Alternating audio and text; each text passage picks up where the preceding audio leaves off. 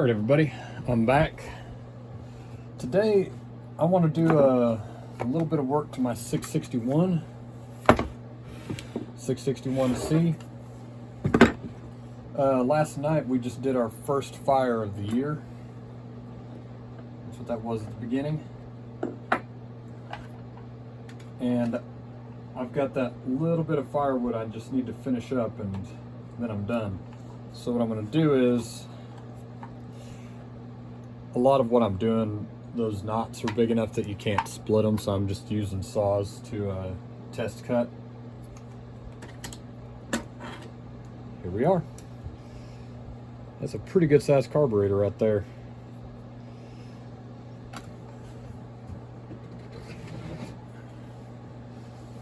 All right, so we got that out of the way. No, I'm not going to use a drill to dismantle a carb. Just getting it out of the way. That actually looks really good right there. This is the side that I'm going to be most interested in.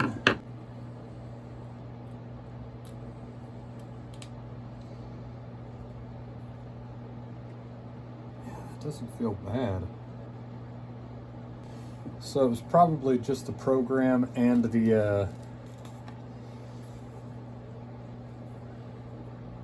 I would guess it was the program and the fuel solenoid that were the main contributors there. Here we go. I need to get some test footage for you of my 441. That same job where my 661 left me hanging, my 441 also left me hanging. Neither one of them had carb kits, so I did the same solution on both.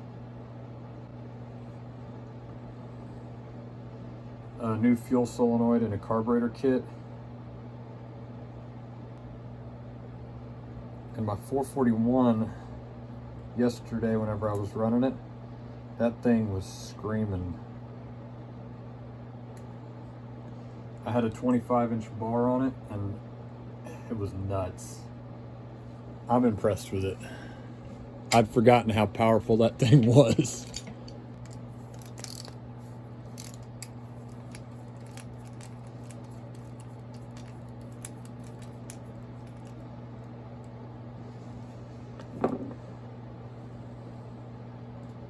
Alright, there's the retainer for the solenoid. Here's my carburetor kit, 1144 07 1700. And a quadruple 0 120 5104. We're going to set that down right there.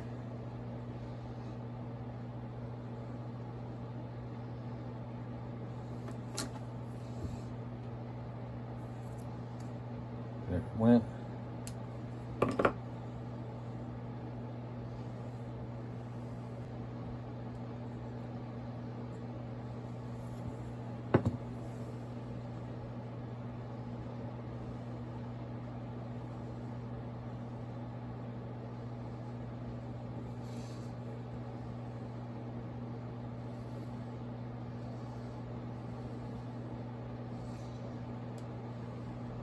Alright.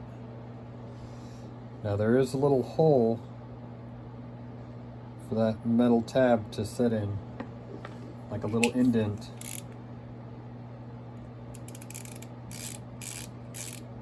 Notice I'm using my fingers, not my hand. I ran it all the way up. Now I'm snugging it. That's what we have left now. All right. And this thing plugged in right here. There we go.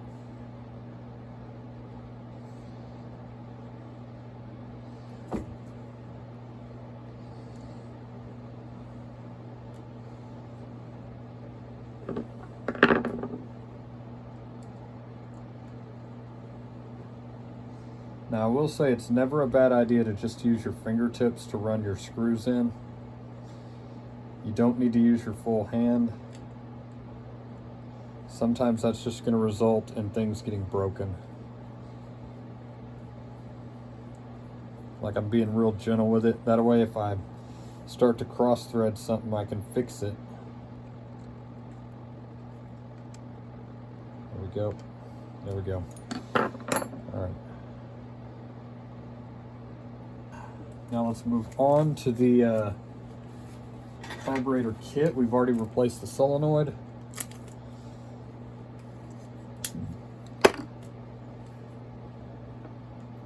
Today is currently Sunday. It's the 2nd of November. It's actually kind of early in the day. It's around 11.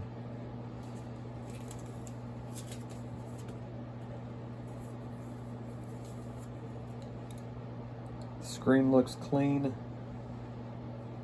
The kit that I got only came with the diaphragms, it looks like. I was kind of hoping for an actual overhaul kit, but the fuel comes in through the barb into this flap right here, through there into the diaphragm, so whenever it pushes back, it closes the flap, comes out right here, and then goes into the screen. It was probably a pretty good idea to just give this thing a quick carb kit, new solenoid. And that's just maintenance stuff. I think the air filter looks pretty okay. That's kind of why I went for a WestCoast air filter instead of doing the usual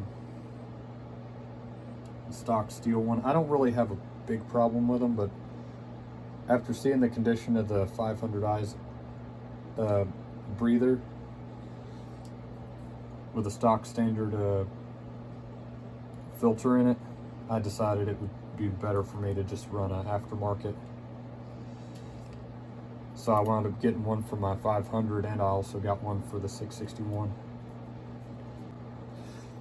Okay, on this side, as per normal, you have positioning pins. You have to line it up. Gasket goes down, and then the diaphragm. Diaphragm's the same way, lines up on the alignment pins. Alright, that way is going in. So this goes back here. Yes, there's an alignment pin on the side, but a lot of the Walbros forget to give you this. So you need to remember, my throttle linkage goes on the right. So this piece right here goes into my breather.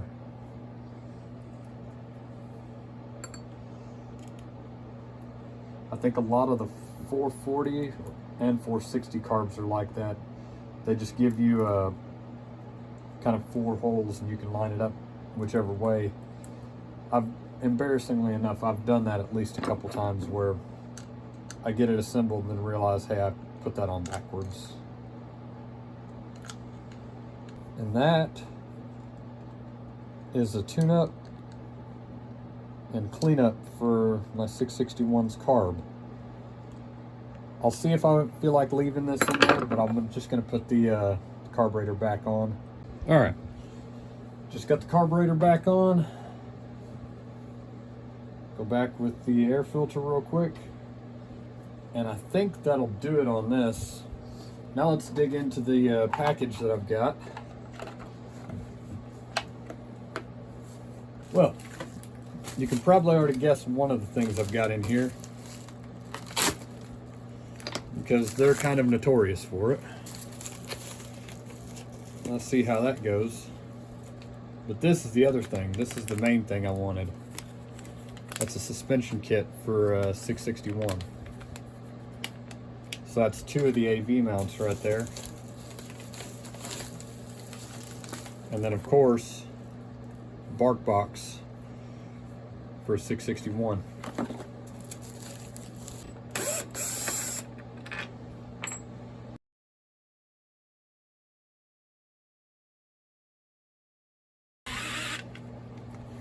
I know I need to throw a wrench on there, but yep, that worked perfectly. I just wanted to see if I could do that, just rock it out of the way real quick. Now, from what I remember about any of this, these neoprene pieces are so stiff, it's going to be a bit of a chore to get it in there. We'll see how much of this I can leave in.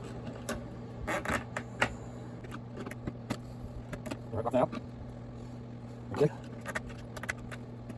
There we go. Perfect. Now, like I said, this piece right here, if I remember right, this is an aftermarket piece. I believe that was from Sawzilla. I don't remember if the AV cushion was, but we'll swap that out. Slightly beefier model right there. And then there we go.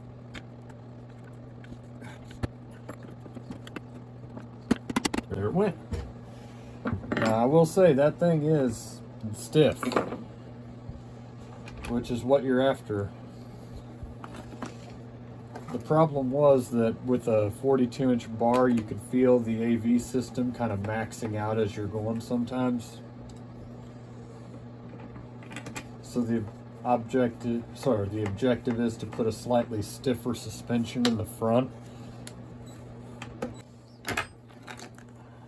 That way it can hold the weight of the bar,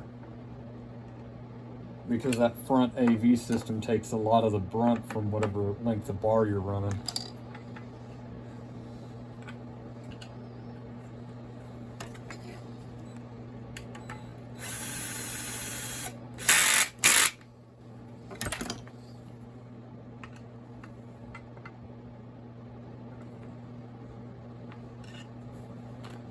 All right, next on the agenda, let's get this stood up a little bit more.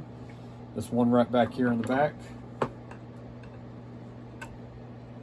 Doing a little bit of damage to it, but not too much. You can see here it is. Now you can see the difference between the two of them. This one's a harder material than that one, and also the hole is a lot smaller. What I'm going to do real quick, I'm going to put just a little bit of WD around it. Line it right up there. Make sure that thing goes all the way in. And we should be good right there. There we go. Try to keep that gasket in there. Yeah, that hole's going to have to move a little bit, I'm willing to bet. Alright, well, I got that finally. I had to oblong the bottom clutch side hole just a little bit because of that repair that I did. And you can see that thing threaded in perfectly right there, very smooth. Tight. And tight. All right, so there we go. We got a stiffer suspension kit on it. Bark box. I've never tried one. I'm going to see how it goes. I kind of like it. And so far, I've been liking the 661. I will say though, in oak with a 3-foot bar, I feel like the 660 does a little bit better with a 3-foot bar in oak. That's just me though. I realize the stroke on this is just a shade shorter than the 660, but I mean, it's really not worth complaining about. What I might do in the future, I've considered, just an idea would be to do a stroker, kind of like, I think it was Charlie Briscoe did it, put a 660 crank into a 661 and see if that improves it a little bit, gives it that little extra edge that I'm missing. But yeah, overall, I'll check back later and do a little bit of cutting with it, see how it does. Take it easy. Bye.